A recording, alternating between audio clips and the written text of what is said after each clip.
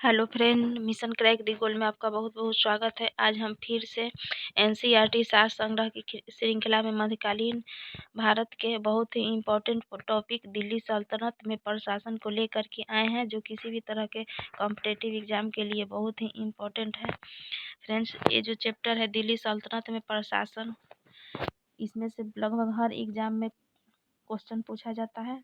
यह बहुत ही important topic है, इसलिए फ्रेंड्स ध्यान से इसका रिवीजन कीजिए।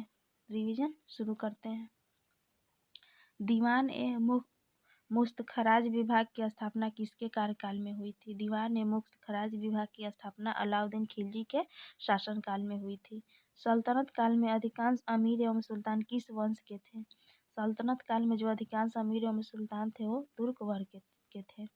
फिरोज शाह तुगलक ने इस्लाम में धर्मांतरित किस व्यक्ति को अपना वजीर नियुक्त किया था? ये जो किया था वो तैलंग ब्राह्मण खान ए जहाँ को। फिरोज शाह तुगलक ने इस्लाम में धर्मांतरित किस व्यक्ति को अपना वजीर नियुक्त किया था? ये किए थे तैलंग ब्राह्मण खान ए जहाँ को, धर्म चेंज करके।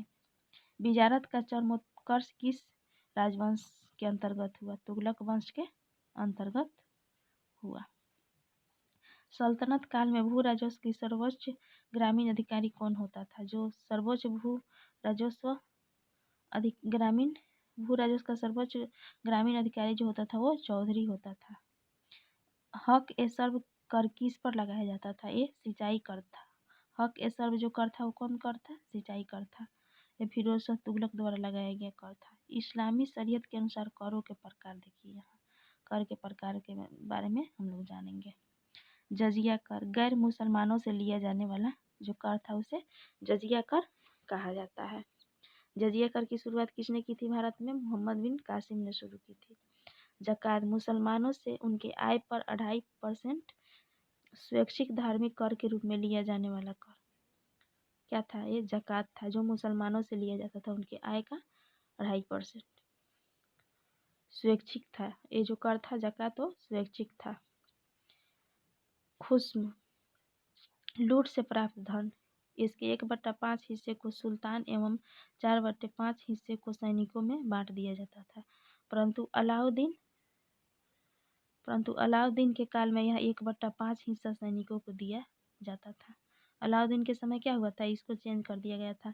4/5 जो था वो राजा के पास रहता था और 1/5 सैनिकों में बांट दिया जाता था। और पहले जो था 1/5 राजा के सुल्तान के पास रहता था और 4/5 सैनिकों में बांटा जाता था। खराज क्या था? भू राजस्व, गैर मुसलमानों से लिया जाने वाला भू राजस्व जो था वो खराज था। आगे देखिए। सिक्कों पर बागदाद के अंतिम खलीफा का नाम सर्वप्रथम किस शासक के शासनकाल में अंकित हुआ था? अलाउद्दीन मसूद शाह के शासनकाल में। इल्तुतमिश ने अपने शासनकाल में चांदी का टका एवं तांबे का जीतल नामक 2 सिक्के चलाए थे। इल्तुतमिश जो था वो अपने शासनकाल में क्या किया था? चांदी का टका तथा तांबे का जीतल चलाया था। सल्तनत काल में फवाजिल का तात्पर्य क्या था? ये फवाजिल जो था इक़्तिदारों द्वारा सरकारी खजाने में जमा की जाने वाली अतिरिक्त राशि को फवाजिल कहा जाता था। जवाबित का संबंध किससे था? जवाबित का जो संबंध था राजकीय कानून से था। आगे देखते हैं। दिल्ली सल्तनत में निरंकुश राजतंत्र की स्थापना किस शासक ने की थी? निरंकुश राजतंत्र की स्थापना बलबन ने की थी। अब यहाँ देखिए सल्तनत शासन के प्रमुख विभाग के बारे में जानते हैं। दीवान बिजारत, दीवान बिजारत क्या था? वित्त विभाग था। दीवान रियासत नियंत्रण विभाग था। ये क्या था? दीवान रियासत नियंत्रण विभाग। ये किसके द्वारा शुरू किया गया था? अलाउद्दीन खिलजी के द्वारा। दीवान मुफ्त खराज, दीवान मुफ्त खराज जो था कृषकों से बकाया भू राजस्व वसूलना। दीवान कोही, कृषि के विकास के लिए विभाग था, उसको दीवान कोही कहा जाता था। दीवान कजा न्याय विभाग, दीवान कजा न्याय विभाग। दीवान इंसा पत्राचार विभाग, दीवान इंसा जो था वो पत्राचार विभाग था। ये भी अलाउद्दीन खिलजी के द्वारा विकसित किया गया था। दीवान अर्ज सैन्य विभाग, दीवान अर्ज क्या था? सैन्य विभाग। दीवान रिसालत विदेश विभाग। दीवाने रिसालत, ये भी क्या था, विदेश विभाग। दीवाने बरीद गुप्तचर विभाग। दीवाने बरीद गुप्तचर विभाग। दीवाने बंदगान दास विभाग। दास विभाग जो था फिरोज शाह तुगलक द्वारा शुरू किया गया था। और दीवाने रिसालत जो था अलाउद्दीन खिलजी के द्वारा विदेश विभाग। दिल्ली सल्तनत के किस शासक ने एकता व्यवस्था प्रारंभ की थी? ये किया था इल्तुतमिश ने। सल्तनत काल में केंद्रीय प्रशासन की संपूर्ण शक्ति किसमें निहित होती थी? ये निहित होती थी सुल्तान में। केंद्रीय प्रशासन की संपूर्ण शक्ति सुल्तान में निहित थी। सल्तनत काल में सुल्तान को सहायता प्राप्त करने के लिए गठित मंत्रिपरिषद को किस नाम से जाना जाता है? इसे जाना जाता है मजलिस खलवत के नाम से जाना जाता है। इक़्तिदारों पर नियंत्रण स्थापित करने के लिए ख्वाजा नामक अधिकारी की नियुक्ति किसके द्वारा की गई? ख्वाजा नामक अधिकारी की नियुक्ति बलबन के द्वारा की गई, इक़्तिदारों पर नियंत्रण रखने के लिए। सल्तनत काल में भू राजस्व की दर सामान्यतः कितनी होती थी? ये होती थी 20 से 25% होती थी।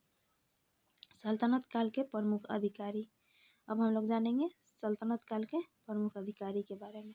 अरीज मुमालिक। अरीज मुमालिक किसे कहा जाता था? सैन्य विभाग के प्रधान को। और बरीद मुमालिक गुप्तचर विभाग के प्रमुख को।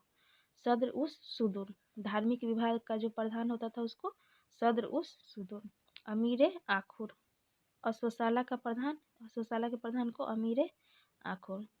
सर ए जानदार, सुल्तान के अंगरक्षकों का प्रमुख क्या था? सर ए जानदार। अमीर ए हजीब, अमीर ए हजीब कौन था? दरबारी शिष्टाचार के नियमों को लागू करने वाला क्या था? अमीर ए हजीब।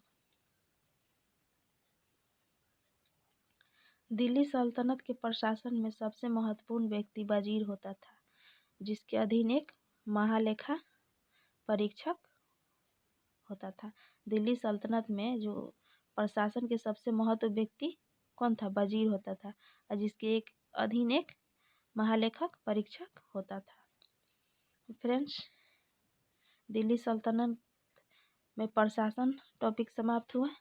इसको एक बार 2 बार जितना बार हो सके आप लोग अच्छा से देख लीजिए, क्योंकि ये बहुत ही इम्पोर्टेंट टॉपिक है।